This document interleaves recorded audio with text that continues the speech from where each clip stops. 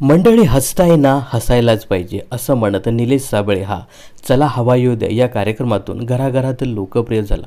पण सलग 10 वर्ष प्रेक्षकांचं भरभरून मनोरंजन करणारा हा कार्यक्रम काही दिवसापूर्वीच बंद झाला।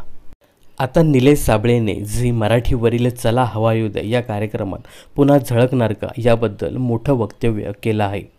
तर गेल्या काही दिवसापासून चला हवा येऊ द्या हा कार्यक्रम पुन्हा प्रेक्षकांच्या भेटीला येणार असल्याची चर्चा रंगली आहे।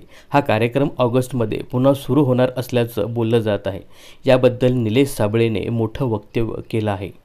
तर निलेश साबळे नुकतीच ABP माझा या वृत्तवाहिनीला एक मुलाखत दिली होती। त्यावेळी चला हवा येऊ द्या या कार्यक्रमावर त्यांनी भाष्य केलं आहे।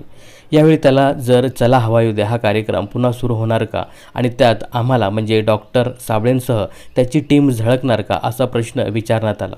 यावर निलेश साबळे म्हणाला, जर चला हवा येऊ द्या हा कार्यक्रम परत सुरू झाला तर मी त्यात काम करणार नाही, कारण जेव्हा आपण एखादी गोष्ट वारंवार करतो तेव्हा त्याचा कंटाळा येतो। म्हणजे जर बाहुबली चित्रपटाचा पहिला पार्ट आला तर प्रेक्षक त्यावर प्रेम करतील, दुसऱ्यावरही करतील, पण तिसऱ्या भागाला कदाचित प्रेक्षक कंटाळतील। त्यामुळे पुन्हा पुन्हा त्याच भूमिकेत दिसलो तर प्रेक्षकही कंटाळतील। त्यामुळे मी पुन्हा चला हवा येऊ द्या करणार नाही। तर चला हवा येऊ द्या हा कार्यक्रमाबद्दल आम्हाला चॅनलकडून सांगण्यात आलं होतं की जानेवारीमध्ये कार्यक्रम बंद करून तो ऑगस्टमध्ये पुन्हा सुरू करायचा, पण आता तो सुरू होणार की नाही याबद्दल मला कोणतीही कल्पना नाही, असेही निलेश यावेळी म्हणाला।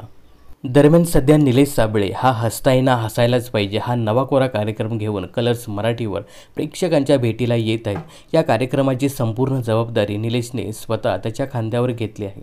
या कार्यक्रमात त्याच्यासोबत भाऊ कदम, ओंकार भोजने, सुपर्णा श्याम, स्नेहल शेदम आणि रोहित चव्हाण असे कलाकारसुद्धा झळकणार आहेत।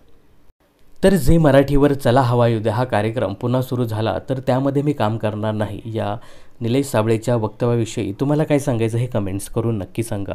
मनोरंजन क्षेत्रातील अशाच फिल्मी अपडेट्स जाणून घेण्यासाठी चॅनलला सबस्क्राईब आणि फॉलो करायला विसरू नका।